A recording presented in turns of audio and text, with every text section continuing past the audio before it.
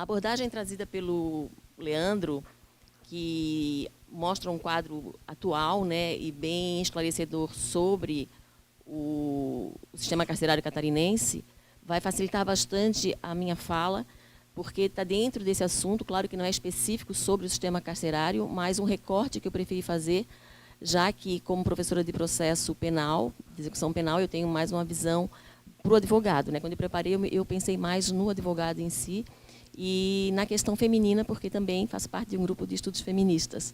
Então, eu me limitei a tratar um pouco sobre a temática da mulher presa. Diante disso,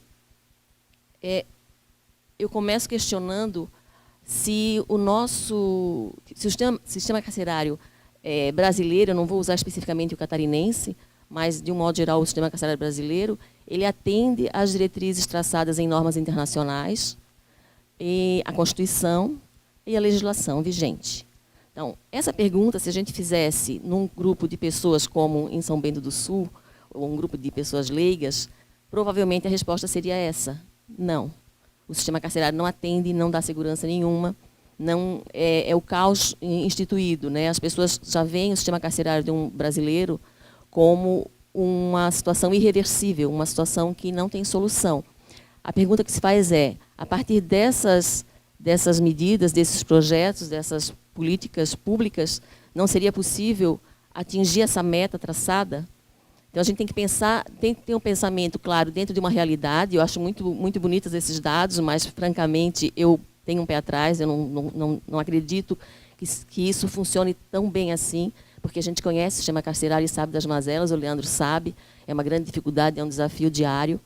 E são os três poderes que têm que estar em sintonia, né? Não basta o executivo, tem o judiciário, tem o legislativo com a legislação, que tem que acompanhar também essa visão internacional. Então, diante disso, eu tracei uma pergunta, um trabalho para que a gente responda no final se é possível, com a estrutura que nós temos e com essas inovações trazidas, né, a cada administração, atender a essas exigências em relação principalmente às presas, às mulheres. Um dos problemas que a gente enfrenta nessa conscientização da população em geral em relação à segurança traçada pela lei a partir da contenção das pessoas condenadas ou presas provisórias são, hoje em dia, agravadas pela mídia em geral, principalmente a rede social, né, porque as pessoas elas acabam lançando boatos e situações como, por exemplo, essa questão da previdência, do auxílio reclusão. Então, é difícil as pessoas não acreditarem que o que está escrito na internet não seja de fato o que acontece. Quando uma pessoa vem e diz que não é assim, acaba não tendo a credibilidade. Então, é muito importante que a comunidade acadêmica e que os advogados, que as instituições públicas, os poderes constituídos, cuidem para que essa imagem ela seja preservada de uma forma que a realidade corresponda àquilo que está sendo falado. Então, aqui nós reunidos, pessoas todas, acredito, da área jurídica, né, a maioria de vocês advogados, estamos aqui na OAB, uma casa que a palavra é aberta para essas discussões, isso é muito interessante. Poderiam pensar, a gente pode fazer um silogismo muito simples, né? Se a ideia é que o sistema carcerário brasileiro é falido, então, se o sistema carcerário feminino é o sistema carcerário brasileiro, ele também está fadado a esse fracasso. Contudo, a gente precisa mergulhar no problema para identificar quais são os erros, quais são as mazelas, quais são as soluções que poderiam vir a trazer uma resposta para essa inadequação desse modelo. Porque a primeira preocupação talvez seja em relação à própria pena, né? Então, a gente parte da legislação, do direito penal. O direito penal tentando solucionar o problema da criminalidade a partir da segregação, simplesmente, da exclusão social.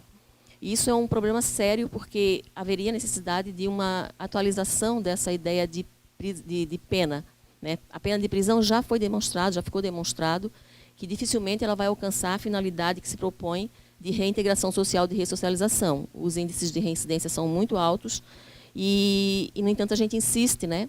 Claro que aqui a gente não pode discutir, nós temos que cumprir a lei, o Código Penal é válido, a legislação extravagante penal é válida e as penas que são mais utilizadas nessas situações de crimes, e não necessariamente de crimes violentos, é a pena de reclusão. A pena de reclusão é vista como a saída, né? A nossa pena mais grave. A Constituição não permite a pena de morte ou trabalhos forçados ou o degredo dessas pessoas, mas há uma parte da população que ainda defende que isso talvez fosse a solução. Então, existe um sentimento de punitivismo muito forte, arraigado mesmo na crença popular. Então, e nós que trabalhamos com essas questões, precisamos ficar atentos para não deixar que essa situação evolua ainda mais, né? É preciso, então, pensar que a Constituição ela está acima da lei. Nós temos uma Constituição dita uma Constituição cidadã, uma Constituição garantista, o artigo 5º da Constituição, e além de todo o fundamento que vem antes, né, o princípio da dignidade da pessoa, o princípio da humanidade, das penas. Então, o artigo 5º ele traz uma série de direitos e garantias individuais. O artigo 5º ele não é um artigo para salvaguardar o Estado, é um artigo para proteger o cidadão dos arbítrios, dos eventuais arbítrios do Estado. E, por conta disso, é preciso que esses artigos eles sejam obedecidos. A Lei de Execução Penal, que ela é de 84, ela foi considerada, na época, uma legislação de vanguarda, uma legislação, até eu sempre falo para os alunos, né, se a gente colocasse a Lei de Execução Penal numa cápsula do tempo, deixasse aquilo ali, e depois de 1000 anos alguém encontrasse, depois de uma hecatombe, depois de uma catástrofe de planeta Terra, enfim, o Will Smith encontrasse com seu cachorro, e lesse essa Lei de Execução Penal, ele iria imaginar que no Brasil, na década de 80, de 90, nos anos 2000, vivíamos num país, né, de primeiro mundo, em que as pessoas eram respeitadas e tal, porque a Lei de Execução Penal ela apresenta várias normas programáticas para fazer com que a legislação seja cumprida. Só que quando veio a Lei de Execução Penal, em 84, demorou ainda 3 anos, por exemplo, para que fosse instalada a vara de execuções penais. Isso já era um começo, né? Antes disso, os juízes das varas criminais é que executavam essas penas. Não havia judicialização, na maioria dos casos, a própria administração resolvia as questões que surgiam dentro do cárcere. E, a partir da Lei de Execução Penal, então, a ideia era que se cumprisse a Lei de Execução Penal. Só que aqueles estabelecimentos penais que já existiam continuaram existindo. Desde, né, a penitenciária de Florianópolis, acho que ela data da década de 40, né? Ela é muito antiga e ela continua ali, né, apesar de ser chamada de Casa Velha, tem as suas extensões, enfim, mas é a mesma estrutura. O Leandro fala muito bem em arquitetura. A arquitetura é muito importante se a gente quiser validar uma pena de prisão.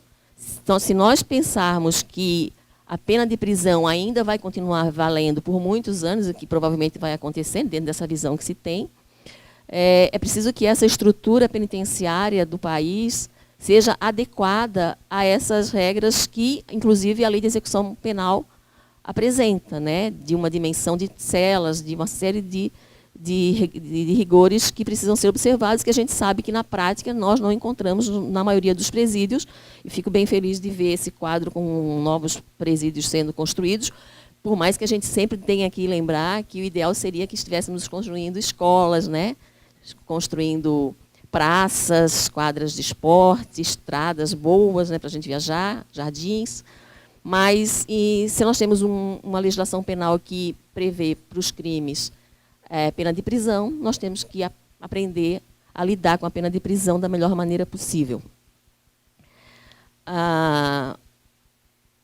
Então, quando eu trabalhei durante muitos anos mesmo na vara de execuções penais, a maioria das pessoas aqui me conhece da vara de execuções penais, foram mais de 20 anos, e todas as vezes que eu ia no presídio com o juiz para fazer as inspeções, eu me deparava com o mesmo cenário, né? Uma coisa assim meio arcaica, um cenário de Idade Média, aquelas celas mofadas, aquelas grades enferrujadas, aquele cheiro de criolina, aquelas pessoas desumanizadas, né? Eu nunca esqueço uma vez que nós fomos e tinham preso, acuado num canto de uma cela e assim totalmente isolado pelos demais, barbudo, com uma touca na cabeça, e eu fiquei muito chocada com aquela visão.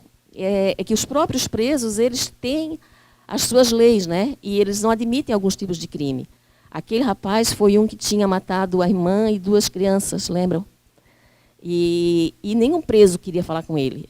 Então, como é que a gente pensa num sistema de um Estado que coloca uma pessoa presa buscando a finalidade da ressocialização e não faz nenhum trabalho sobre essa de psicologia, né, alguma situação para recuperar essa pessoa? Aquela pessoa ali não vai sair dali melhor do que entrou, de jeito nenhum, provavelmente vai sair pior do que entrou. E assim, muitos outros casos de presos que ficam completamente abandonados à própria sorte, né? Não existe uma política de recuperação desse preso como pessoa, né? Ele é uma vaga no sistema. Mas, assim, essa questão do trabalho é muito importante. O trabalho, realmente, eu entendo que dignifica. Eu acho que o trabalho, mais do que um dever, é um direito dentro do sistema carcerário. O preso que tem a oportunidade de ter uma vaga de trabalho, realmente, ele precisa voltar na saída temporária para garantir que não lhe tirem essa vaga. As vagas de estudo também, de sala de aula, são muito importantes, porque muitos só têm ali... Eu brinco que, às vezes, a pena tem esse lado positivo, que é a pessoa querer estudar, né? Porque nunca quiseram estudar na vida, mas chegou ali, opa, apareceu um professor, ele vê que pode melhorar um pouco, né, evoluir um pouco, se estudar. Então, a questão de ver o ser humano como pessoa. Essa questão penitenciária, então, é bem espinhosa, né? Eu comparo a um pé de amora. Eu nem sabia que pé de amora tinha espinho, mas outro dia fui tentar pegar umas amoras lá para minha sobrinha e me machuquei a minha mão. Então, é difícil você trabalhar com o sistema penitenciário e não se ferir de vez em quando, né? A gente não tem a facilidade de outras áreas. Eu reconheço também que que o legislativo e o judiciário, diferentemente do executivo, não estão ali nessa frente de combate, né? É difícil, né, enfrentar rebelião, facção, a violência toda, né, a própria estrutura interna dos funcionários. Tudo isso deve ser muito, muito terrível de se lidar no dia a dia. Mas, para aceitar esse despautério de um Estado que entendeu que é a pena de prisão que vai resolver o problema da criminalidade, então é preciso saber que algumas situações devem ser observadas. Eu sempre lembro de uma obra da doutora Odete Maria de Oliveira, intitulada Prisão, um paradoxo social. Essa palavra paradoxo é a palavra que mais se adapta a essa situação da prisão, né? Porque as pessoas, elas aguardam que aquelas pessoas, elas pensam, elas pretendem, elas esperam que aquelas pessoas saiam daquele sistema melhoradas, já integradas, mas, ao mesmo tempo, não dão a menor chance, né? Elas não aceitam aquela pessoa.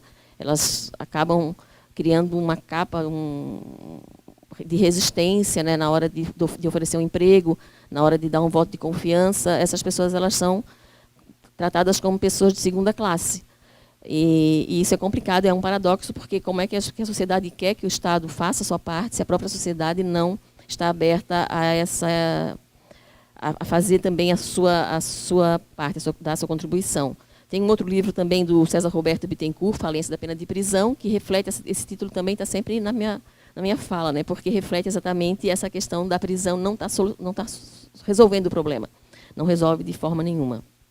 Ela tem a pena, a gente poderia pensar na pena no seu sentido retributivo, né, que seria esse castigo, no sentido de prevenção geral e específica, para evitar que outras pessoas cometam crimes, que aquela pessoa reincida, e no sentido de ressocialização. A ressocialização vai ser sempre uma utopia dentro desse cenário que a gente tem.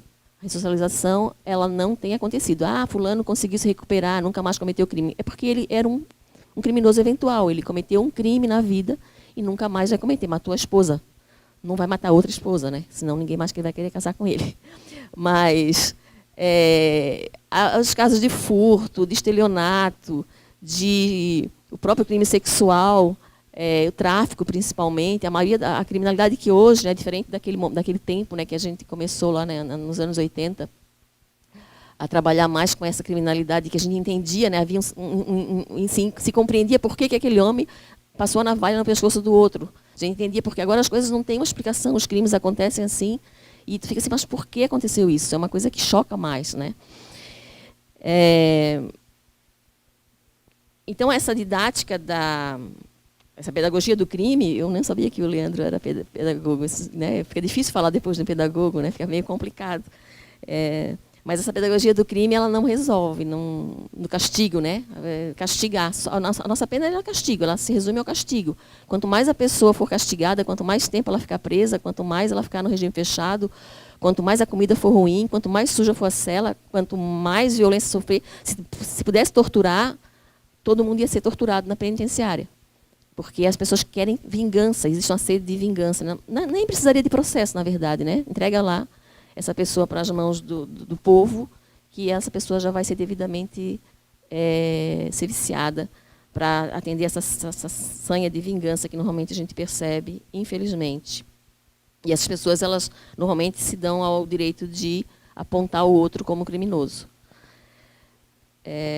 Bom, passada essa experiência, normalmente quando um agente, né, eu tenho uma sobrinha que é agente penitenciária, e existe aquele fôlego inicial, né, existe aquela vontade de fazer o melhor, de mudar aquele quadro, a pessoa chega cheia de planos, cheia de projetos, vai ser assim. As administrações se sucedem, né, e aí quando, por exemplo, um secretário, normalmente o secretário de Justiça e Cidadania, ele não vai ser o mesmo secretário de Justiça e Cidadania no próximo governo. Então, quando muda a administração, mudam todos os projetos. Os melhores projetos que esse governo fez vão ser olhados para aquele outro governo que vem, acaba abandonando a maioria dos bons projetos para não dar o mérito para aquele que passou.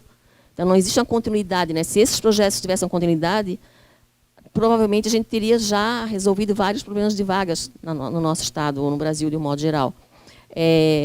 Existe também a questão existe também essa questão da política, né? Nas épocas de eleição aparecem muitas soluções, aparecem promessas, e depois são 4 anos, acaba. Assim acontece no Executivo, assim acontece no Legislativo.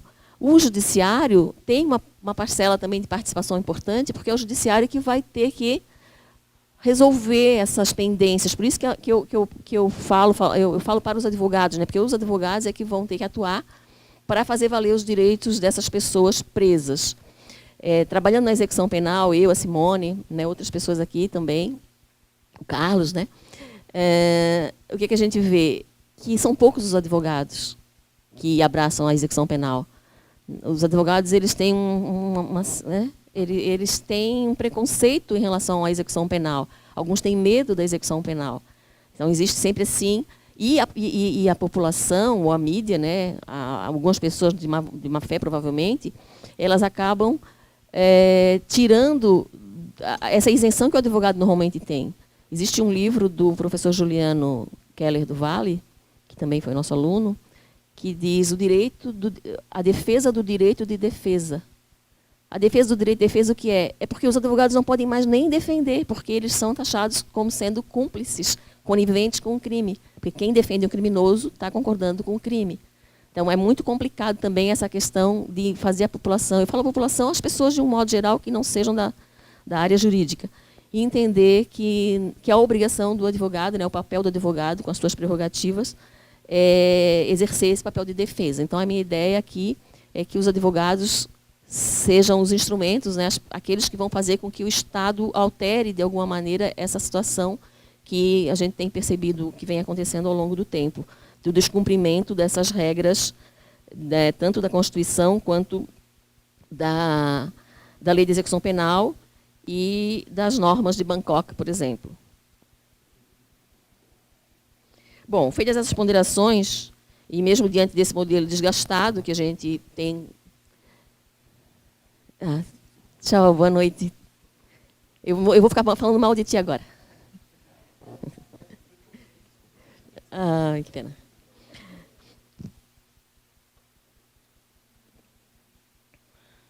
Bom, a questão, então, vamos resumir. A questão do Legislativo formulando as leis e o Código Penal de 1940, Código de Processo Penal, legislações já completamente obsoletas, ultrapassadas, né? Alguns tipos penais poderiam deixar de ser considerados crimes e passar a ilícitos civis, por exemplo, ter soluções em outras áreas, de repente trazer a justiça restaurativa. Existem algumas condutas que não necessariamente exigiriam a reclusão de alguém, a detenção. Em 95 teve a lei 9.099, que foi assim uma mudança de paradigma. Eu lembro que, na época, os presídios eram cheios, lotados, de pessoas que cometeram crimes assim de menor potencial ofensivo. Aquelas pessoas ficavam lá, jovens, sendo, na verdade, recrutados pelos outros para o crime. Então, era um desserviço que era feito. Aquelas pessoas, não havia necessidade daqueles jovens terem ingressado no cárcere. Eles acabavam entrando num caminho sem volta por conta disso. Então, a Lei 9.099 já foi, por exemplo, é um exemplo de uma legislação que veio avançar, né? Veio trazer bons ventos.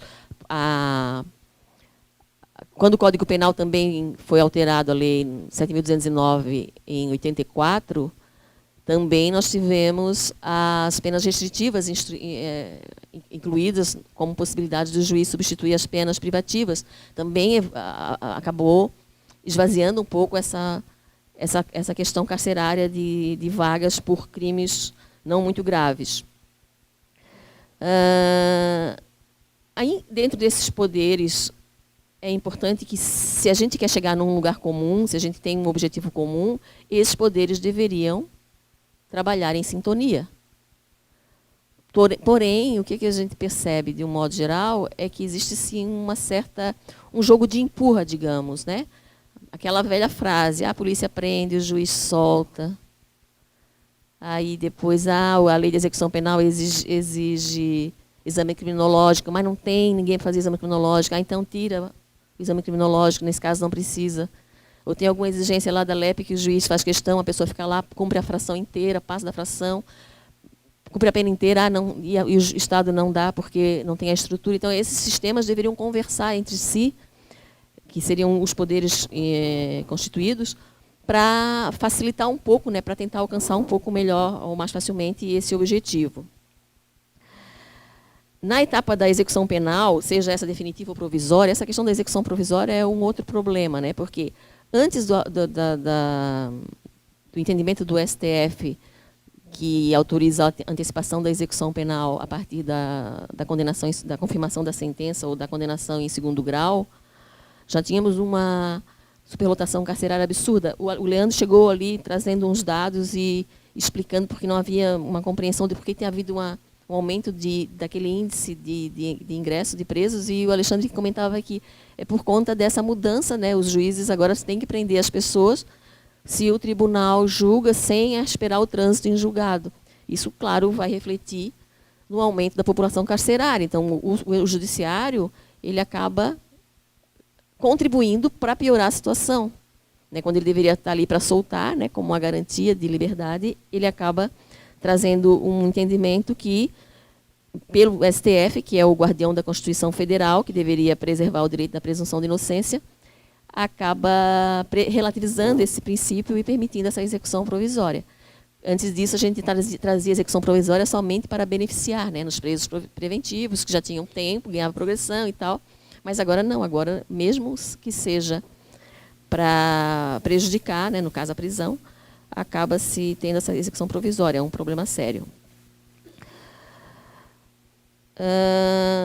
Enfim, apesar desses discursos, que é um discurso já velho, a gente fica falando sobre execução penal, nós que trabalhamos na área, principalmente, não os novos, que ainda não conhecem muito bem esses problemas, mas esse já é um assunto tão batido, assim, tão corroído, tão desgastado, que muitas vezes a gente tem a impressão de que está dando murro em ponta de faca, porque nada acontece. Como acontecia nas épocas de inspeção, quando eu estava lá, né? Claro que ainda continuam as inspeções, tem que ter, mas o juiz fazia 1000 ofícios para arrumar isso, ofício para arrumar aquilo, ofício para fazer aquilo. Só saiu ofício, porque nada era resolvido. Todo mês era o mesmo problema, era a mesma situação que se verificava.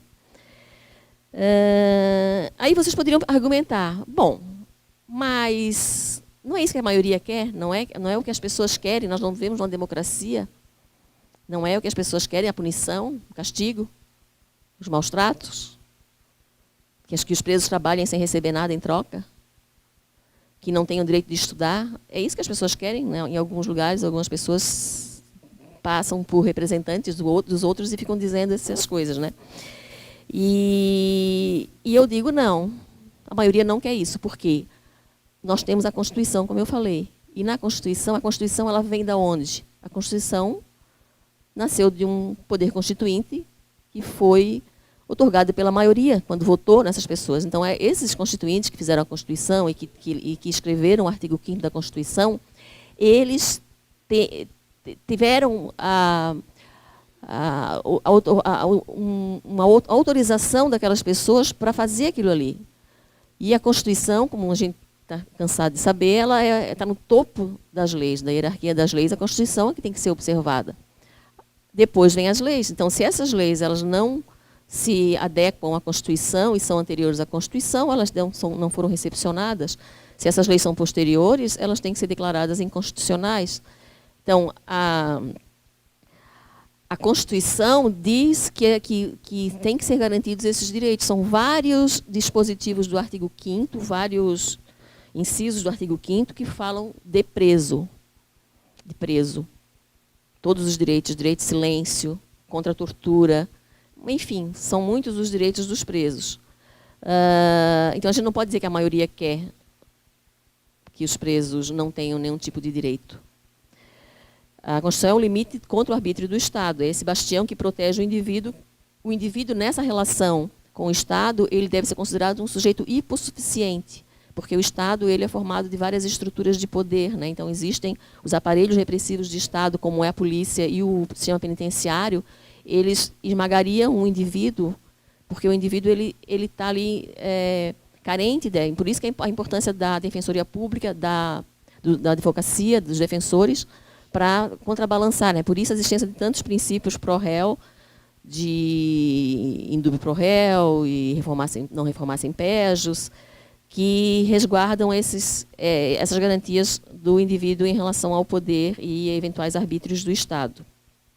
Bom, voltando ao ponto de partida, que seria esse recorte que eu pensei fazer nessa fala, nós vamos pensar no sistema carcerário das mulheres, restrito às mulheres. Tá? Vamos concentrar nesse universo de população carcerária feminina, fazer esse recorte bem pontual. Pena que o Leandro saiu, né, porque talvez ele fosse trazer algumas críticas do que eu vou falar, porque eu vou usar um pouco mais Santa Catarina, já que a gente é daqui, né? Mas acredito que, pelo que ele falou, existem projetos ali de construção de presídios seguindo os padrões ditados pela lei. Vamos ver, não estou em construção ainda. Ali tem uma convençãozinha, né? Tem uma convençãozinha, vagas em construção. Eu fui olhar ali, era quase todos laranjinha, vagas em construção. Daí eu falei, mas tem um aqui que é verdinho. Um azulzinho, vagas a serem construídas até 2018. 2000 que nós estamos? 2018. Mas ainda estamos em junho, tá bom. Bom, partindo dessas análises das necessidades específicas dessas mulheres e do que estabelece a Constituição e as leis, quais são as diretivas ditadas pelas regras internacionais, porque o Brasil ele é signatário de várias regras internacionais, para as mulheres interessa muito essas normas de Bangkok. E se esse nosso Estado, o Brasil, né, não falando de Estado de Santa Catarina, falando de Estado como uma instituição, a gente pode partir da seguinte indagação. Por que em tempos de lutas feministas, porque hoje em dia tem se falado muito sobre lutas feministas, as mulheres presas ainda são consideradas tão vulneráveis?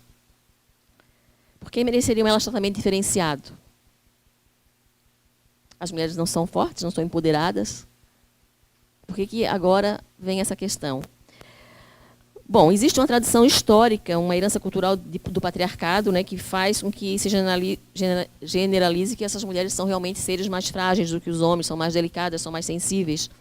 E esse estereótipo da mulher, da vulnerabilidade dessa mulher, faz com que a sociedade exija dessa mulher uma atitude mais passiva. Então, a sociedade não perdoa a mulher que ingressa no mundo do crime. A mulher que ingressa no mundo do crime, ela é muito pior do que o homem, segundo essa visão. Porque a mulher, não é papel da mulher, dizer palavrões, não é papel da mulher usar álcool, não é papel da mulher andar sozinha na rua, não é papel da mulher transar no primeiro encontro, não é papel da mulher. A mulher tem vários papéis que ela não pode fazer porque a sociedade não permite, porque ela é passiva. Ela precisa se colocar no lugar de mulher. Eu quero me lembrar da frase que foi dita em relação à mulher do presente, como é? recatada. Bela e recatada e do lar. Então, ainda temos essa ideia, né, de que a mulher é uma bela e recatada do lar. Então, quando uma mulher pratica um crime, salvo os crimes passionais, que alguns compreendem nessa questão do crime passional, tanto em relação ao homem quanto à mulher, mas quando ela pratica um crime, uma mulher armada, uma mulher traficante, uma mulher que comete alguma barbaridade que os homens cansam de fazer, essa mulher ela é vista com um desprezo maior. E também por conta dessa informação que o Leandro já passou, mas nós sabemos, da existência de um número bem menor da população carcerária feminina, há um certo deixar de lado ao problema relacionado ao sistema penitenciário feminino. Como o Brasil recebeu condenações internacionais por conta de algumas situações que nós ficamos sabendo, né, que saem na televisão, e o Brasil teve que pagar multas altíssimas, tal, começou-se essa ideia, o CNJ, enfim, de exigir, de fiscalizar melhor, de fazer com que os presídios eles sejam realmente adaptados a essas exigências. Por isso estão construindo esses novos presídios, o que é uma notícia alvissareira, né? Nós temos ali, então, possibilidade de trazer alguns modelos de presídios, como alguns que já existem. Só que existe uma questão importante, que é onde uma pessoa deve cumprir pena? Perto da sua família. Se essa pessoa vai voltar para casa, e principalmente se ela é uma mulher que vai ter que ser visitada pelos filhos, os filhos precisam de uma mãe, ou se é uma jovem que precisa da sua mãe, precisa que essa mãe vá visitar, ou é um casal, essa pessoa tem que cumprir pena perto da sua família. Então, eles constroem alguns presídios pontilhados pelo Estado, com vagas que no máximo seria 500. E aqui temos vagas, algumas 1.304, vários presídios. O ideal seriam presídios pequenos, né, e distribuídos pelo Estado inteiro, para que aquelas pessoas não precisassem ser transferidas para outros lugares distantes, porque a família vai. A família acompanha essa mãe ou esse pai que foi transferido para outra cidade. E essa família vai sem emprego, vai sem casa, vai sem escola para os filhos.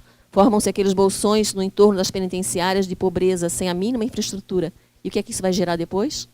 Mais criminalidade, mais pessoas sofrendo aquela seletividade social. Então, normalmente, não quero dizer normalmente essa palavra, mas é bem frequente que o filho de um sentenciado seja um sentenciado. A gente encontra, né, nos processos nome igual, né, Carlos? Tem um nome, outro nome, outro nome. Às vezes já vi pai, filho e neto, todos nessa senda. Não ficaram ricos, não é porque foi um bom negócio, não era nada de traficantes, não. Mas eles aprendem, né? Aliás, uma vez teve um programa na televisão que um menino foi perguntado qual a profissão do seu pai. E ele falou tranquilamente, meu pai é ladrão. Estava falando uma profissão, a profissão do pai dele, com muito orgulho. O pai dele era ladrão. Não, era uma criança pobre. Esses não dizem, né? Esses não dizem, mas agora parece que as pessoas têm vergonha de dizer que são filhos de deputado.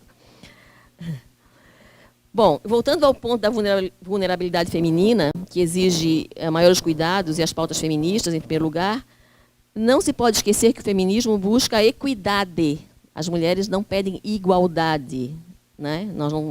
A gente não defende um tratamento igual para todo mundo, só é tratamento igual para os iguais, né? Tem que respeitar a diversidade, tem que respeitar as necessidades reais de cada um. Um homem não engravida, um homem não menstrua. Dificilmente um homem sofre de cólicas menstruais, eu acho, mensalmente, né? Então, vocês sentem alguma cólica menstrual? Vocês nem sabem o que é, né? Mas renal a mulher também sente, né? Não tem essa possibilidade. Nunca vão saber o que é a dor de um parto. Tomara que não, né? Estão inventando tanta coisa, daqui a pouco vão começar a implantar aí nos meninos. Então, para que esses dois pratos da balança se mantenham nivelados, equilibrados, essa premissa de tratamento isonômico deveria não só guiar as relações interpessoais que surgem nesses espaços de poder, né? Então, ali, as pessoas que lidam com aquelas pessoas diariamente, né? A importância do serviço social para esse tipo de coisa, né, Simone? A falta de atendimento psicossocial dessas pessoas, a família do preso, a família da vítima, essas pessoas a mãe que é presa, ela fica preocupada com aquele filho que ela deixou em casa. Inclusive, as alterações recentes do Código de Processo Penal vieram exatamente para regulamentar essa questão da mulher que é presa e deixou uma criança sozinha em casa. Aquela criança ficava lá, né? Então é preciso que se diga se essa mulher tem filhos ou não tem filho, que o serviço, o Conselho Tutelar seja ativado para evitar que haja um problema maior. Mas as mulheres, elas, por conta dessa criação, desse aculturamento, elas têm uma preocupação maior com a prole, com a família, com a casa, né? Então, ela exige um olhar mais humano. O homem, quando ele é tratado com violência, nem sempre... Ele foi acostumado desde criança, né, de pequeno, com brigas. São incentivadas as brigas entre os meninos, as disputas. As meninas, já, de um modo geral, elas... Né, hoje em dia a gente tem muitas meninas que, coitadas, são criadas assim também num mundo meio mais cruel. Mas, de um modo geral, esses meninos eles conseguem enfrentar psicologicamente melhor situações de violência do que as mulheres.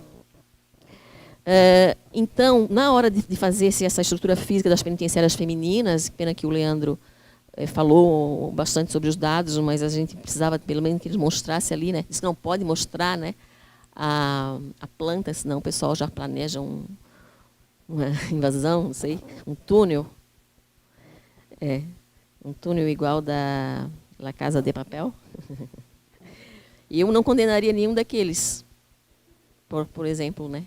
Então, a gente vê a questão do crime como sendo uma coisa que depende do ponto de vista de cada um. Às vezes, o criminoso está cometendo o crime pensando até numa coisa boa, mas é o crime, está escrito ali, tem um tipo penal.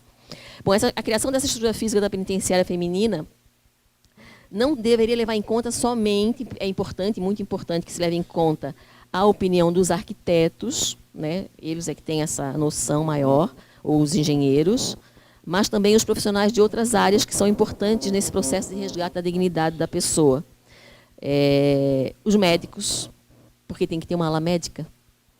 As assistentes sociais, porque tem que ter algumas alas para que haja a conversa, né? Haja ali um entrosamento entre as pessoas e atendimento de famílias e tal.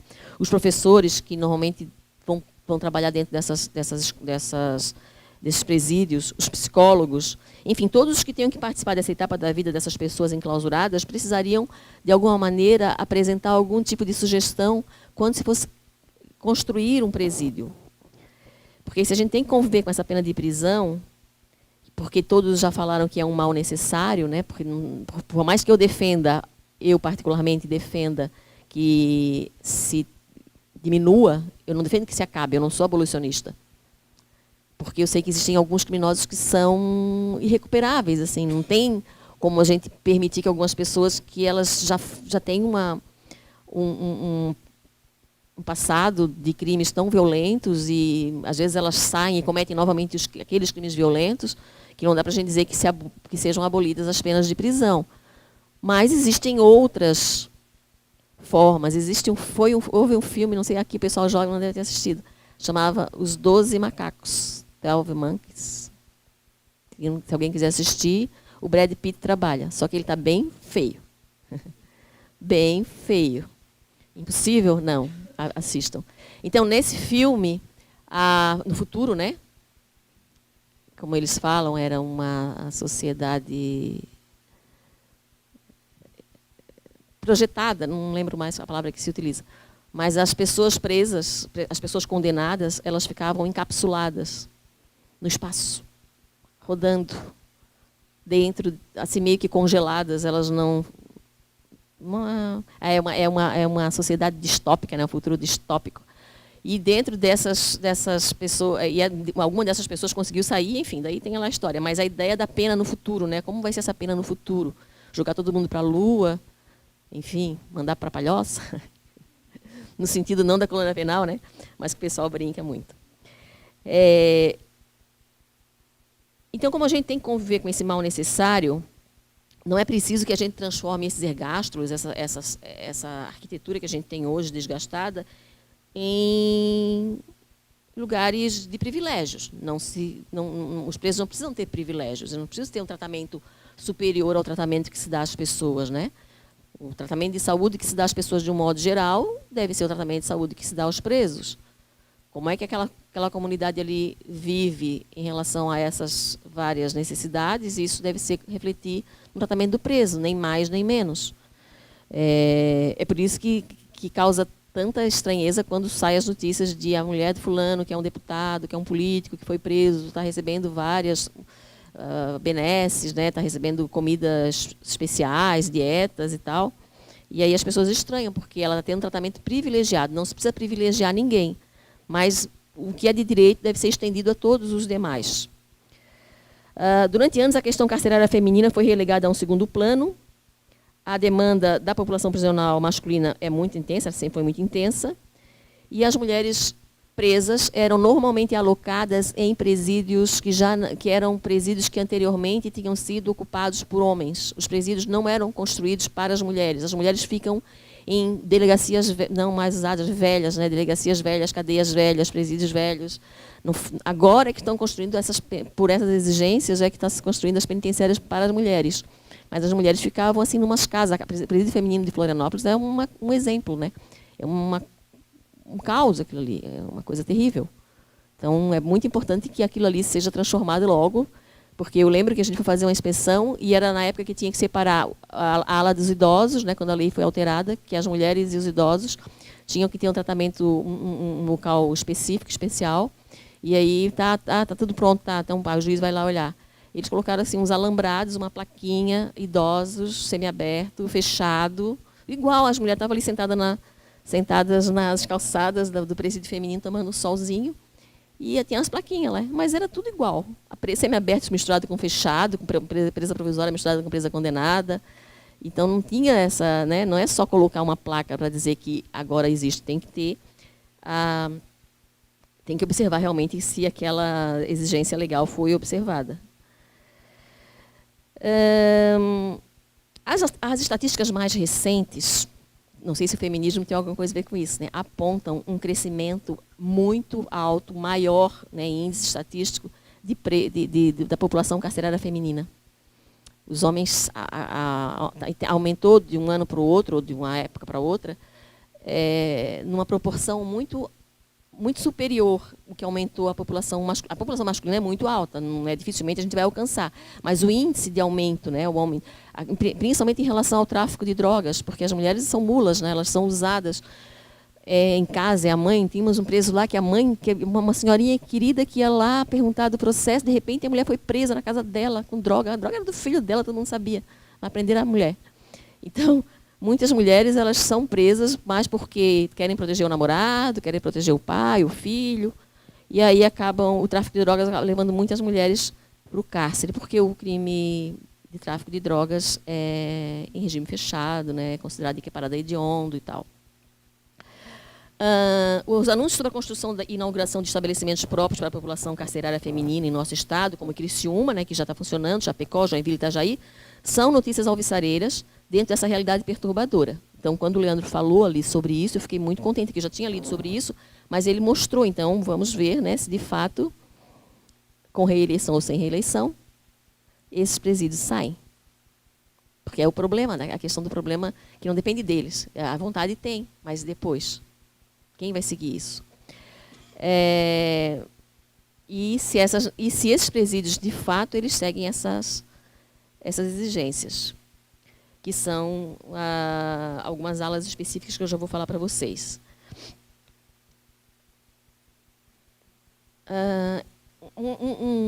Uma lembrança que eu tenho, quando eu comecei a trabalhar na vara de execuções penais no final dos anos 80, bem final, tá, gente? 89. É que nós fomos fazer uma inspeção e, na época, o presídio feminino era ainda dentro do presídio masculino. Lembra? Vocês não tinham nem nascido ainda, né? O Renato não tinha nem nascido. Aí a gente tinha as alas, né? A ala disso, a ala daquilo, 213, Duque 13, né? Sei lá o quê. E aí acabava um corredor, aí tinha uma grade, aí tinha uns 2 metros, e outra grade tinha tipo assim, um quadrante. As mulheres ficavam lá e os homens aqui tudo trocando figurinha, né? Não podia até, às vezes, beijar na boca, quase, assim, dependendo do tamanho da boca. Então, era assim, muito próximo, era uma coisa assim, havia uma certa sensação de promiscuidade ali. Até porque uma outra questão é que os presídios femininos eles devem ser o pessoal que trabalha com essas mulheres são mulheres, deveriam ser mulheres. E lá a maioria dos funcionários eram agentes do sexo masculino, então ficava meio complicado aquilo ali.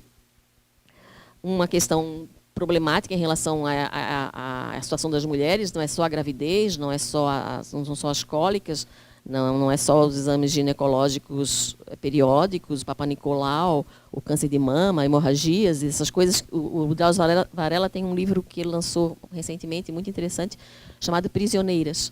Aí ele relata assim, essa situação, é uma loucura aquele presídio que ele atende. Mas um médico, para atender uma população carcerária gigante, não é do tamanho do nosso aqui, né, que tem poucas mulheres até, mas um médico, como é que o médico vai dar conta de atender, se ele atender 15 minutos por mulher? E um médico clínico geral, não é um ginecologista, então tem que ter um clínico geral, um ginecologista para poder atender essas mulheres, para dar consulta para elas, né? Porque a gente que tem que ir todo ano, imagina, e mais problemas que elas podem ter lá dentro. Outro problema é o assédio moral e sexual que essas mulheres sofrem diariamente dentro desses presídios por conta dessa ideia de que essas mulheres não são merecedoras de respeito. Então, normalmente, essas mulheres não são tratadas com consideração por grande parte, né? Não, eu estou generalizando, claro que existem casos e casos. Mas se um homem já não respeita uma mulher livre, que está dentro de um escritório, dentro de um ônibus, né, que a gente vê por aí, imagina uma mulher dentro de um presídio sozinha. Então a gente tinha relatos assim terríveis de situações. Claro que tudo que chegasse ao conhecimento ia ser apurado, mas é bem complicado isso.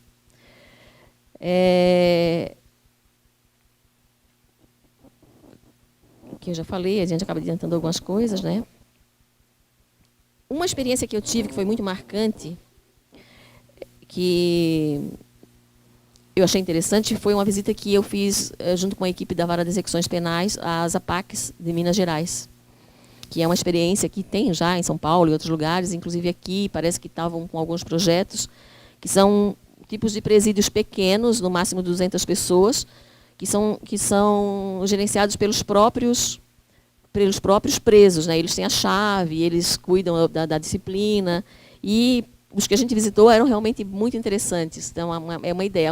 Eu via, o problema que eu vi depois, assim, que eu olhando assim, para mim, né, particularmente, é que meio que eles faziam uma lavagem cerebral naquelas pessoas, né? Que assim, muita é a religião que acabava fazendo, eles tinham que ter palestras todo dia, às 5 da manhã, fazer uma palestra de 2 horas, sei lá o quê, tem que acordar naquela hora. É uma disciplina muito rigorosa. E quando a pessoa sai dali, ela não vai ter aquela disciplina. Então, talvez funcione no momento, mas depois ela sai, não sei se aquilo vai continuar valendo para aquela pessoa. Era uma coisa meio assim, bem rigorosa. Mas assim, a forma como aquilo era gerenciado era muito interessante. Os artesanatos, os trabalhos, o respeito, a limpeza, a organização. Passou uma ideia muito boa, que seria, de repente, adaptar uma situação assim para os nossos presídios, principalmente os femininos, que exigem poucas vagas. Então, assim, se comparado, apesar dessas ressalvas, se comparado à situação caótica de alguns presídios, eu acho que é uma luz no fim do túnel, né? Um fiapo de esperança nessa possibilidade da pena de prisão exercer algum tipo de vantagem, de coisa positiva, de coisa boa para uma pessoa. Buscar esse papel ressocializador. Percebemos, então, que a estrutura física de um estabelecimento penal exerce influência no processo de reabilitação dos condenados. No caso das mulheres, algumas exigências legais apontam para especificidades que não podem ser relegadas, adiadas ou esquecidas. Então, vamos lembrar o que é que fala o inciso 50 do artigo 5º da Constituição. O artigo 5º é aquele que fala dos direitos e garantias individuais. O que é que ele fala? As presidiárias serão asseguradas condições para que possam permanecer com seus filhos durante o período de amamentação. Não é canguru que fica grudado com o neném, ele vai ficar em algum lugar. Então, por isso que tem que ter creche. Não é qualquer sala que vai ser uma creche. Tem algumas exigências. Na mesma esteira desse artigo, do artigo 5º, inciso 10 da Constituição, o artigo 89 da Lei de Execução Penal, que foi determinado pela Lei 11.942 de 2009, dispõe, além dos requisitos referidos no artigo 88, que diz que a cela será individual. Será que as celas são individuais? Vamos fazer as contas aí. Cela individual conterá dormitório, aparelho sanitário, lavatório, será salubre, com aeração, insolação, condicionamento térmico, adequação à existência humana em área mínima de 6 metros quadrados por pessoa. Além desses requisitos básicos, a penitenciária de mulheres será dotada de seção para gestantes e parturientes e de creche para abrigar crianças maiores de 6 meses e menores de 7 anos, com a finalidade de assistir a criança desamparada cuja responsável estiver presa. E mais, são requisitos básicos da seção da creche. Atendimento por pessoal qualificado, de acordo com as diretrizes adotadas na legislação educacional e em unidades autônomas. Horário de funcionamento que garanta a melhor assistência à criança e à sua responsável. Bom, alguém aqui já visitou o presídio feminino, né? A Simone muito, né? Tu achas que o presídio feminino de Florianópolis, ele passaria nessa inspeção? Pois é, né? Sobre as condições do presídio feminino de Florianópolis, localizado no bairro da Agronômica, colhe-se de um jornal local que noticiou no dia 31 de outubro do ano passado uma interdição parcial do referido estabelecimento. Aspas, nenhuma nova detenta pode ser levada para o local, que conta com 58 vagas, mas abriga 139 mulheres. A medida que foi adotada durante a inspeção surpresa realizada pelo juiz da Vara de Execução Penal e pela desembargadora Cíntia Scheffer, coordenadora do Grupo de Monitoramento e Fiscalização do Tribunal de Justiça. Aspas, além da superlotação, constatamos também insalubridade, alimentação de má qualidade, acondicionada em vasilhames impróprios, falta de higiene, falta de chuveiro, falta de vasos sanitários, sem espaço físico para atividades externas, inclusive para banho de sol, e falta de ocupação para presas. Também não há médico, ginecologista, nem obstetrícia na unidade, afirmou a desembargadora. No presídio feminino da capital tem apenas 118 camas, com 150 colchões.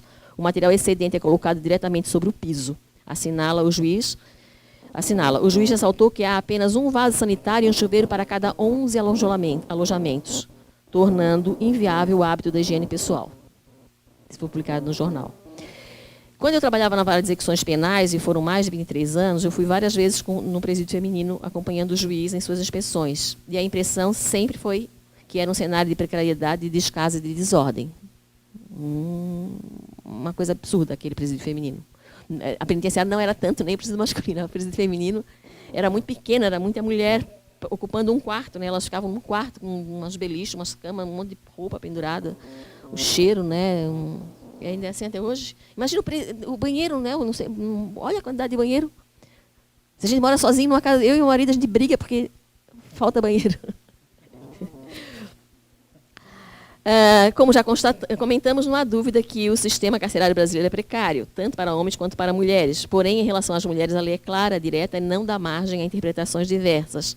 A preocupação maior é a mulher gestante ou mãe. É o respeito pela maternidade, pela saúde e o bem-estar da criança, merecedora de toda a atenção e cuidado. Bom, será que essas exigências, né, se a gente comparar o presídio feminino com os outros da capital, com os outros do estado, elas também estão sendo observadas? Bom, pelo que o Leandro falou, parece-me que a intenção é boa. Agora, né, precisa ver, porque, como diz o velho ditado, de bem-intencionados, o inferno está cheio. Então, a gente precisa ver se isso, de fato, vai ser cumprido. Será que essas exigências estão sendo... Então, já, a resposta a gente já tem, né? Bom, digamos que tenhamos essas dependências adequadas, mas até quando esse saneamento alcançará todos os presídios do Estado, adequando-os em conformidade com os ditames da lei? Sobre assistência médica, além de que eu já disponho a LEP, no artigo 41, destaca-se as normas de Bangkok, que diz: serão oferecidos às presas serviços de atendimento médico voltados especificamente para mulheres, no mínimo equivalentes àqueles disponíveis na comunidade. Segundo a regra 18, mulheres presas devem ter o mesmo acesso que mulheres não privadas de liberdade, na mesma faixa etária, e medidas preventivas de atenção e saúde de particular relevância para mulheres, tais como o teste de Papa Nicolau, exame de câncer de mama e ginecológico. Claro, a gente já sabe que o sistema de saúde também não há essas coisas. Então, talvez, coitadas, elas também não vão ter muito acesso, porque, de um modo geral, a gente, né, as mulheres pobres também acabam não tendo acesso à saúde. Bom, considerando o número de mulheres segregadas nos presídios femininos do Estado, que via de regra extrapolam a lotação máxima permitida, é de esperar que em todos esses estabelecimentos existam enfermarias e consultórios. Médicos com um número de profissionais suficiente para atender demanda de mulheres, tendo no mínimo clínico geral e ginecologista. Além das doenças próprias das mulheres, muitas com hemorragias, nódulos na mama, como ITA-DDST, Sabe-se que os presídios, especialmente pelo modo desordenado de suas estruturas físicas, por exemplo, a falta de sanitários, né, leva a muitos episódios de discussões e brigas. Mulheres brigam muito, né, no presídio também, que por vezes acabam em lesões corporais a exigir a intervenção médica ou enfermaria. Também a falta de higiene e de acomodações adequadas para o sono, com colchões sendo colocados diretamente no chão ou em camas de cimento, contribui para o agravamento do problema de saúde nas mulheres. A defensora pública responsável pela inspeção do presídio de Florianópolis, Caroline Keller Teixeira, considera inadequada toda prisão que não tem uma sala equipada de profissionais de saúde especializados. Na capital, por exemplo, a estrutura é velha, não tem um lugar adequado para assistência. Hoje, elas estão entulhadas lá dentro. A unidade de saúde que existe no complexo penitenciário não é voltada ao público feminino. Em sua última inspeção ao presídio feminino, em junho, a defensora pública e o Conselho de Comunidade constataram falta de higiene nos alimentos fornecidos durante as refeições, insuficiência de banheiros, superlotação e falta de cuidados com as mulheres grávidas e filhos. Bom, esse não é um problema local, né? Nós sabemos que o Estado inteiro tem presas mulheres, apesar de em menor quantidade, e também não é um problema só do nosso Estado, é um problema do país inteiro. Em pesquisa da jornalista Fernanda Cunha, chamada Além das Grades, uma leitura do sistema prisional feminino no Brasil, há relatos que servem para ilustrar esse aspecto. Em presídios brasileiros, mulheres sofrem com picadas de baratas. Gente, tem as fotos assim, a picada. Eu não sabia que barata mordia, agora eu fiquei com mais medo de barata ainda. Picadas de baratas, falta de atendimento. Elas entram também no ouvido, tem que ser tirado com um negócio. Elas entram no ouvido. Ui. Falta de atendimento médico e restrição da oferta de absorventes. Uma detenta denunciou que, além da falta de assistência jurídica, superlotação, ausência de energia elétrica e de material de higiene íntima, são 3 absorventes íntimos por mês. Elas usam muitas usam miolo de pão. Em São Paulo, por exemplo, há relatos de que presas utilizam miolo de pão amassado por falta de absorventes. Das regras mínimas para o tratamento de reclusos, a 15 esclarece que deve ser exigido a todos os reclusos que se mantenham limpos e, para esse fim, ser-lhes fornecido água e os artigos de higiene necessários à saúde e à limpeza. Aqui no presídio feminino de Florianópolis, houve um período em que as presas fabricavam fraldas descartáveis, você lembra? Eles tinham uma maquininha, né, compraram uma máquina para elas e absorventes, o que parece não foi mantido por falta de matéria-prima, que era uma iniciativa interessante, né? Não só porque era uma fonte de renda, mas para elas mesmas utilizarem esses absorventes e nas crianças essas fraldas. Outro direito que não é devidamente respeitado é a visita íntima. O rol de direitos de presos elencados no artigo 41 da LEP prevê o direito à visita do cônjuge, da companheira, de parentes e amigos em dias estipulados. Contudo, ao tratar da direito de visita, o legislador não fez distinção entre visita simples ou visita íntima. Esta última sabida como uma visita privada em que relações sexuais são permitidas.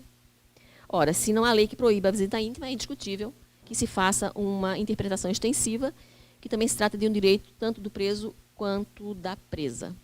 Em virtude da omissão do legislador, a visita íntima em muitos estabelecimentos prisionais, em especial os femininos, ainda é considerada uma regalia e não um direito. Ao contrário, vários pedidos, lembra, Simone, que chegava para o juiz autorizar a visita íntima. Tem várias regras, claro, tem que ter regra de segurança, né, tem que ver se tem vínculo familiar e uma série de coisas assim. Bom, ao contrário do que costuma ocorrer nos presídios masculinos, onde se verificam filas nos dias de visita íntima, nos presídios femininos isso não acontece.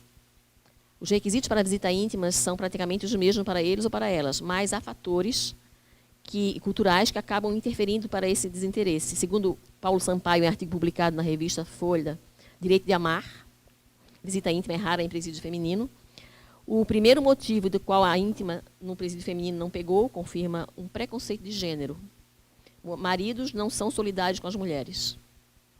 Eles as abandonam muito mais facilmente. A maior parte que vem visitar as presas são a mãe, as filhas, os filhos, os irmãos. Um dos principais propósitos da visita íntima é manter a família. No entanto, os homens, em geral, não fazem tanto esforço para conservar o relacionamento. Eles não gostam de se expor, de submeter a revista, aos exames. Muitos arrumam outras mulheres enquanto a oficial está presa.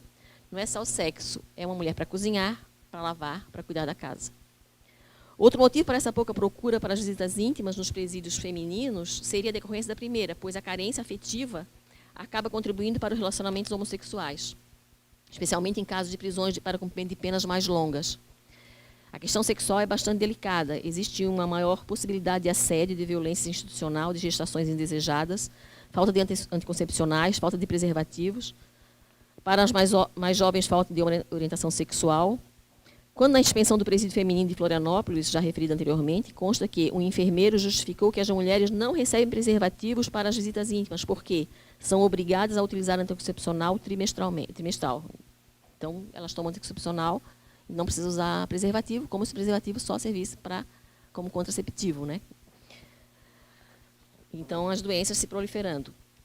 E eu acrescentaria que impor também a utilização de anticoncepcional, o método contraceptivo, acaba também não sendo algo que a pena imponha, né? A pena é privativa de liberdade. Uma mulher, em período fértil, na idade que quer ter um filho, ela acaba não podendo ter esse filho, às vezes tendo um marido, uma família, enfim, problema dela. A existência de instalações independentes e separadas do presídio evita... Aqui uma sugestão, né?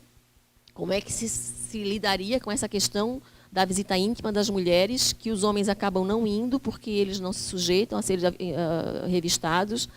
Outra coisa é que nesses presídios não tem a sala especial, nem todos, né? Um presídio feminino, por exemplo, a sala de encontro íntimo. Elas ficam naquelas celas com aquelas cortininhas, todo mundo escutando, daí toca uma sineta quando acaba o tempo, tem 2 horas, tá bom, 2 horas, né? E 2 horas, já no fim, eles estão brigando, né? No fim, já não estão, mas já acabou, se está brigando. Também falta essa questão da educação. Eu lembro que teve uma vez, o pessoal comentava, né, que tinha lá na penitenciária um motelzinho. Uma salinha lá, tinha uma cama de casal, umas coisinhas na parede, coraçãozinho. E aí, eles disseram que chegaram um dia, depois da visita íntima, eles tinham soprado, o casal lá, né, tinha soprado todos os preservativos, feito umas bolas de balão, assim, estava tudo enfeitado de balão, mas não usaram os preservativos, quer dizer, também tem que ter educação, não basta fornecer o preservativo, porque o preservativo é uma coisa que não dá para dizer, bota e pronto, né? Sem educação não adianta. Então, essa sugestão seria a existência de instalações independentes e separadas do presídio, né, que seriam um do lado mesmo separado, a presa seria levada sob escolta lá, depois, terminado o tempo, ela seria buscada para ele não ser revistado. Ela que seria revistada, ela que é presa. E também teria maior privacidade, né, ter um local próprio. E também uma periodicidade menor, parece que elas têm direito de visita íntima uma vez por mês. Uma vez por mês. Os homens, será que se contentariam, né? Mas né, uma vez por mês. Talvez semanalmente fosse um período mais humano, né? Também um tempo maior, porque também não é só a relação sexual em si, eles aproveitam para conversar, botar o assunto em dia, contar as coisas da vida. Enfim, a arquitetura do estabelecimento e suas regras internas e garantias de consultas e exames periódicos com ginecologistas, de certa forma, poderiam contribuir para a preservação do interesse mútuo entre os casais, favorecendo a manutenção do vínculo afetivo. E se as mulheres presas já são mães ou tornam-se mães durante o cumprimento da pena? Aí que vem a questão do famoso habeas corpus coletivo. Né? Conforme dados do Infopem, 89% das mulheres presas têm entre 18 e 45 anos, ou seja, em idade que há grande probabilidade de serem gestantes ou mães de crianças. Em relação à prisão provisória, desde o marco legal da primeira infância, que é aquela lei que eu falei para vocês que alterou o artigo 318 do Código de Processo Penal, Lei 13.257 de 2016, já se concede às mães de crianças de até 13 anos incompletos ou mulheres grávidas, na teoria, o direito de cumprir prisão provisória, prisão preventiva, prisão cautelar, em regime domiciliar. Desde então, março de 2016, diante da falta de observância por parte de muitos magistrados e magistradas do referido preceito legal, a questão tem sido objeto de debates intensos, não só por parte da comunidade jurídica, mas também, e com um certo furor, pelos especialistas de plantão do Facebook e das redes sociais da moda. O que acontece? Que veio essa lei em 2016, em março. E estava lá os juízes, os juízes tinham que ver aquilo ali, né, conceder uma medida cautelar substitutiva da prisão, alguma coisa que permitisse o cumprimento daquilo ali. Porque o Código fala poderá, o juiz poderá. Só que muitas vezes, quando o legislador fala poderá, e isso envolve um direito subjetivo, eu tenho que entender como deverá. E aí os juízes não fizeram. Então, em fevereiro desse ano, agora, né, no começo do ano, teve esse famoso habeas corpus, 143.641 de São Paulo. Assim, vocês precisam ler a decisão, talvez se lesse a petição fosse ainda melhor, mas ela traz vários pontos da petição. E as pacientes desse habeas corpus, todas as mulheres submetidas à prisão cautelar no Sistema Penitenciário Nacional que ostentem a condição de gestantes de puérperas ou de mães com crianças com até 12 anos de idade sob sua responsabilidade e das próprias crianças. Tratou-se, então, de um caso inédito de habeas corpus coletivo julgado pelo STF. Várias discussões sobre a competência e tal, eles acabaram julgando. Pois então. Não, mas quem deu o voto do relator não foi ele. Em um trecho elogiando o trabalho da defensora, das defensoras, né, que é da Defensoria Pública da União e tal, o relator, o Lewandowski, destaca que essas demonstraram na inicial e fragorosamente inconstitucional, a fragorosamente inconstitucional realidade em que vivem as mulheres presas, a qual já comportou partos em solitárias, sem nenhuma assistência médica, ou com parturientes algemadas, ou ainda sem a comunicação da presença de familiares. E a isso soma-se a completa ausência de cuidado pré-natal, acarretando a transmissão evitável de doenças graves aos filhos, como sífilis, por exemplo. A falta de escolta para levar as gestantes a consultas médicas, não sendo raros partos em celas, corredores e nos pátios das prisões, sem contar os abusos no ambiente hospitalar, o isolamento, a ociosidade, o afastamento abrupto de mães e filhos, a manutenção das crianças em celas, dentre outras atrocidades, tudo isso de forma absolutamente incompatível com os avanços civilizatórios que se espera tenham se concretizado nesse século XXI. Violência obstétrica é outra faceta que atinge muitas mulheres, não só as presas, né, as mulheres de um modo geral. Imaginem essas presas, imaginem as presas condenadas, como elas são tratadas quando elas vão ter um bebê, ou vão fazer um exame de toque, aqueles exames que as mulheres fazem. O julgado cita parte da notícia Saúde Materno-Infantil das prisões, do CNJ. 1 em cada 3 mulheres foi levada ao hospital em viatura policial. A estadia na maternidade também foi problemática, uma vez que 36% das mulheres ouvidas relataram que foram algemadas em algum momento da internação. Maus tratos ou violência verbal e psicológica foram praticadas por profissionais da saúde em 16% dos casos e por agentes penitenciários em 14% dos relatos. 7 mulheres das 241 ouvidas, 8% total, alegaram ter sido algemadas enquanto davam à luz. Apenas 3% das mulheres entrevistadas tinham acompanhantes na sala de operação. E as visitas pós-nascimento foram autorizadas em somente 11% dos casos. De acordo com os relatos colhidos durante a pesquisa, a intimidade das mulheres parturientes foi respeitada somente em 10% dos casos, 10,5%, por profissionais de saúde e por 11,3% dos agentes prisionais. A decisão desse habeas corpus é um libelo não só em favor dos direitos do direito de liberdade, mas também dos princípios da dignidade, da humanidade, da intranscendência da pena, porque a pena não pode passar da pessoa do condenado e uma criança não cometeu crime nenhum. Seus fundamentos facilmente serviriam para estender o benefício às presas condenadas. Aqui eu quero entrar com a história das mulheres que cumprem pena, porque esse habeas corpus ele é específico para as mulheres que estão em prisão preventiva, prisão cautelar.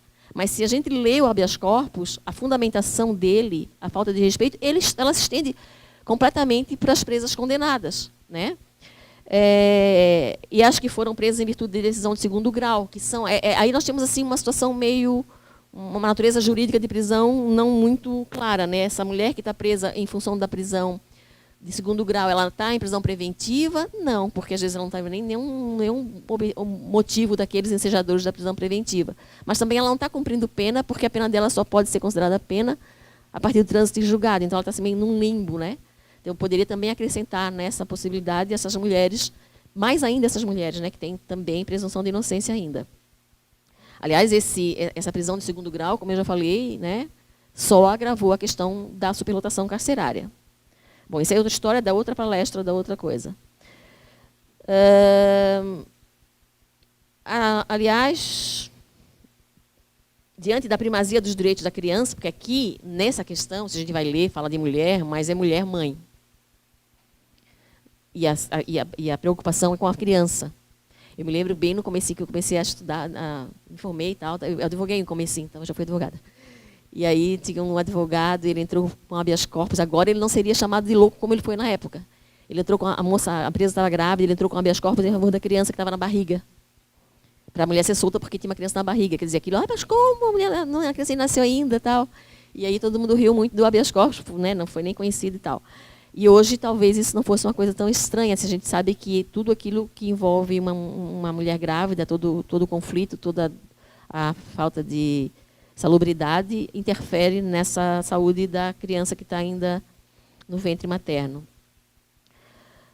Bom, aí, para a gente entender melhor, né, diante dessa primazia dos direitos da criança, levando em conta o fundamento constitucional da dignidade humana, os juízes de execução penal podem, isso aí também é uma observação que eu faço, podem sim conceder prisão domiciliar, nem que por um tempo determinado, né, se a pena é alta, ele pode botar 90 dias, sei lá quantos meses, às mulheres gestantes ou com filhos pequenos.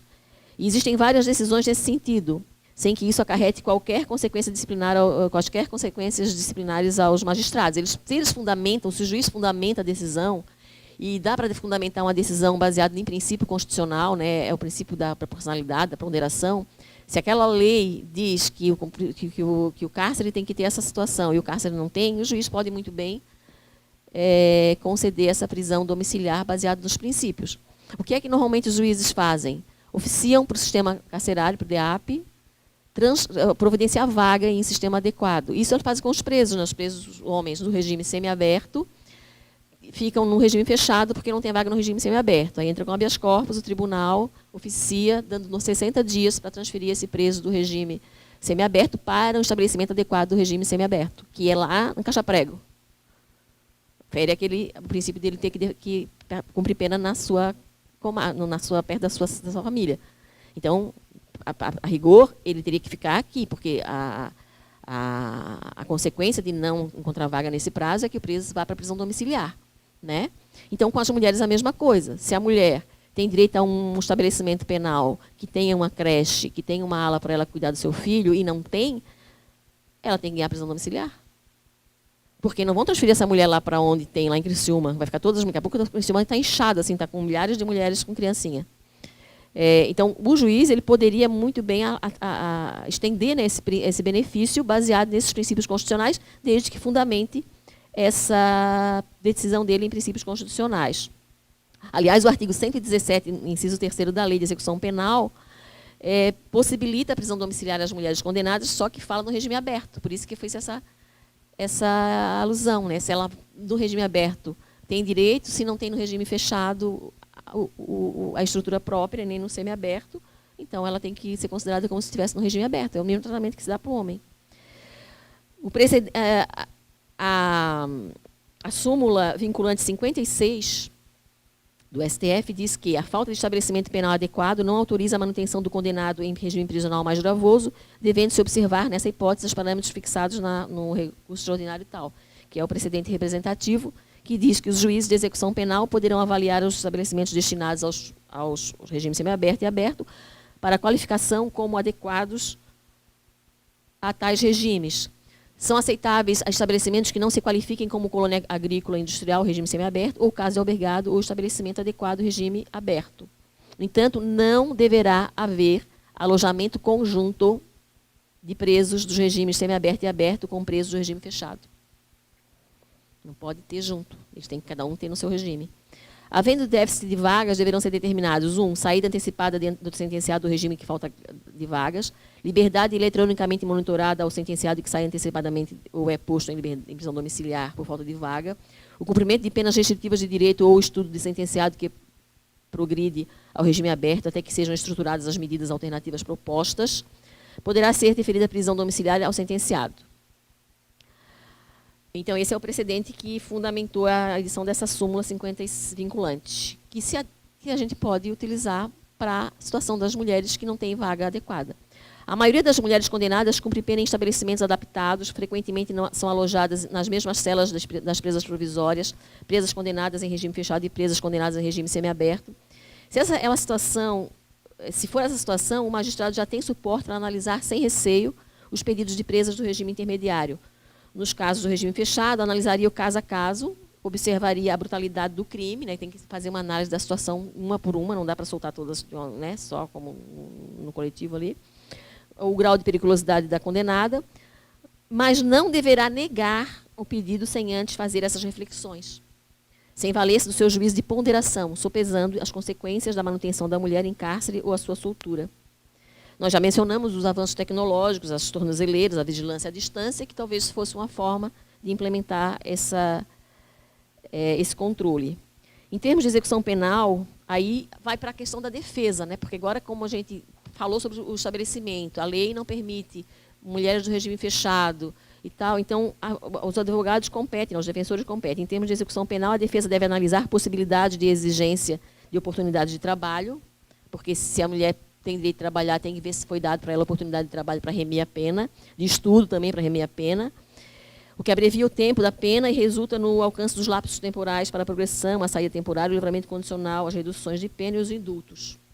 Ela pode também, pode analisar se cabe alguma redução de pena baseada em decretos anteriores, podendo o procedimento judicial, nos termos do artigo 195 da LEP, iniciar-se de ofício a requerimento do Ministério Público, do interessado e de quem o represente ou de seu cônjuge, parente ou descendente, mediante proposta do Conselho Penitenciário ou ainda da autoridade administrativa. Então, é uma forma de não abandonar a mulher ao cumprimento da sua sorte, né? Ah, ela não tem direito ainda. Por que ela não tem direito? Será que ela não teria direito se tivesse sido colocada para trabalhar e conseguisse remir a pena?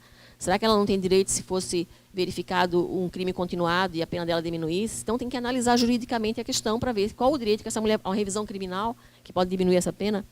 Também é preocupante a solução de transferência de presos e de presas para estabelecimentos distantes, que a gente já falou. Então, a solução não é ficar mudando o preso e a presa de lugar. O lugar onde ele ou ela está é que precisa ser repensado. A construção de estabelecimento penais de pequeno porte para populações carcerárias de 200 pessoas, né, ou que fosse 500, seriam mais facilmente administráveis as questões de motins, rebeliões. Aliás, as mulheres atualmente ainda não são muito dadas a fazer rebeliões e motins. Elas têm as brigas, mas nessas grandes rebeliões que a gente vê com violência, dificilmente envolve as mulheres. Quando tem motim, rebelião em presídio, a mulherada vai toda para frente do presídio masculino, né, gritar pelos seus filhos, pelos seus homens, pelo não sei o quê. No feminino não aparece ninguém. Coitadas, elas ficam lá gritando. Não aparece. A continuar o panorama atual, né, esperamos que não, né, dessas, pelo menos Santa Catarina. A pena privativa de liberdade afasta-se cada vez mais da sua finalidade, tornando-se fator de violência e reincidência, um palco propício para o surgimento de motins, rebeliões e facções. Enquanto aquelas crianças nascidas ou crescidas em ambiente hostil estão pagando por crimes que não cometeram. E a seletividade social segue fazendo suas vítimas. Mas, para que nos preocupamos? Por quê? Para que nos preocuparmos? Afinal, somos todos e todas pessoas de bem.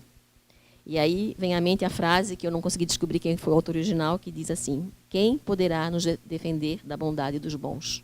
Obrigada.